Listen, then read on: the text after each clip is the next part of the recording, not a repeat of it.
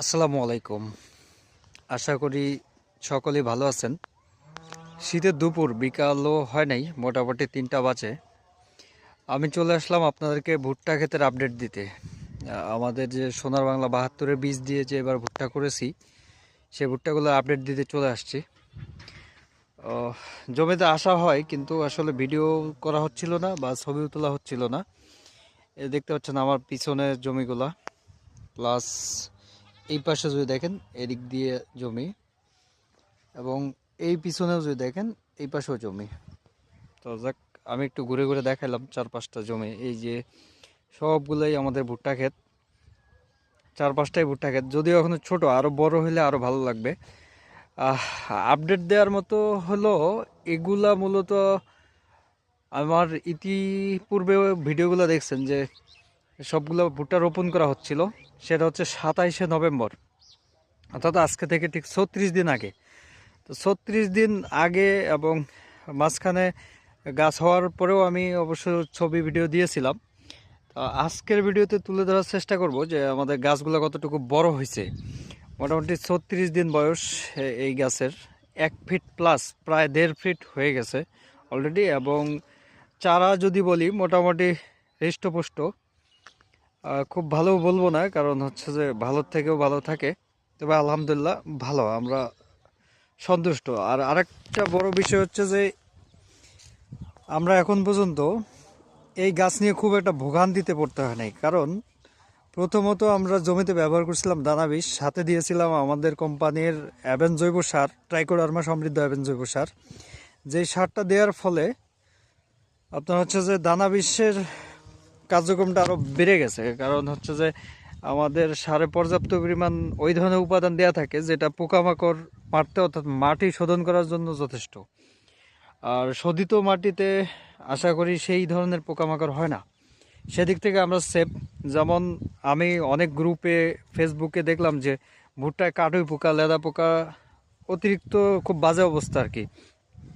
সেই তুলনায় আমাদের জমিতে পোকা হয়নি বললেই চলে। শুধুমাত্র কিছু মাজরা পোকা হয়েছিল, সেটার জন্য আমরা একবার স্প্রে করছিলাম। এরপরে হচ্ছে যে আমরা অলরেডি জমিতে ঘাসমরা দিয়ে দিয়েছি। ঘাসমরা মোটামুটি 15-20 দিন লাগবে এটা আমাদের রেজাল্ট আসতে। 15-20 দিনের মধ্যে দেখবেন যে ক্ষেত একদম পরিষ্কার। আমি সেই ভিডিও দেখাবো যে নিচে একদম সাদা ঝকঝকা হয়ে থাকবে জমি বরাবরই। যাক, আপনারা আমার সাথেই থাকুন, আমি দেখাচ্ছি জমির গাছের ভিডিও দেখাচ্ছি। আপনার হচ্ছে যে আর ক্ষেত তো পুরোটা দেখাই ফেললাম। আমি তো হেঁটে হেঁটে আসতেছিলাম, দেখেন আমি শুরু করছিলাম একদম ওই মাথা থেকে, আপনাদের সাথে কথা বলতে বলতে অলরেডি এখানে চলে আসছি। এই যে দেখেন, এই যে দেখেন একদম পিছন পর্যন্ত এখানে আমাদের মোটামুটি 18 বিঘা জমি। এই আমি যদি ঘুরি, আমি যেখানে আছি ঠিক ঘুরে ঘুরে আপনাকে ঠিক অপোজিট থেকে দেখাই। পিছনে, এই আমার পিছনে রাস্তা দেখতে পাচ্তেছেন, একদম ওই রাস্তা পর্যন্ত হচ্ছে আমাদের এই ভুট্টা প্রজেক্ট। এছাড়া আরও আমাদের ওই দূরে মোটামুটি এখান থেকে 1/2 কিলোমিটার দূরে বাকিগুলো আছে, ওগুলো আরেকদিন দেখাবো ইনশাল্লাহ। আর আজকে আমার সাথে থেকে গাছের ভিডিওগুলো দেখতে থাকেন। ধন্যবাদ। আসসালামু আলাইকুম। এই গাছের ভিডিও দিলাম, এই যে গাছগুলো 1.5 ফিট প্লাস হয়ে গেছে অলরেডি, 36 দিন গাছের বয়স। এই যে দেখতে পাচ্ছেন লাইনগুলো। তো আলহামদুলিল্লাহ আশা করতেছি সোনার বাংলা 72 এবার ভালো ফলন আসবে ইনশাল্লাহ। আমরা মূলত ভুট্টা খেতে এই যে আধুনিক পদ্ধতিতে চাষ করা, দেখেন যেমন হলো ভুট্টার যে মাটি তুলে দেওয়া হয় আলু ক্ষেতের মতো, কিন্তু আমরা সেভাবে করি না। সরাসরি লাইন করে দেওয়া হয়, এবং পানি দেওয়ার জন্য দেখতে পাচ্তেছেন এই যে এখানে আছে যে 10টা-12টা করে লাইন একসাথে করে একটা করে বেড তৈরি করা হয়, এবং সেই বেডের মধ্যে আমরা পানি দিয়ে থাকি। এই যে দেখতেছেন, আরেকটু আমি এই পাশ থেকে ক্লিয়ার করে দেখাই।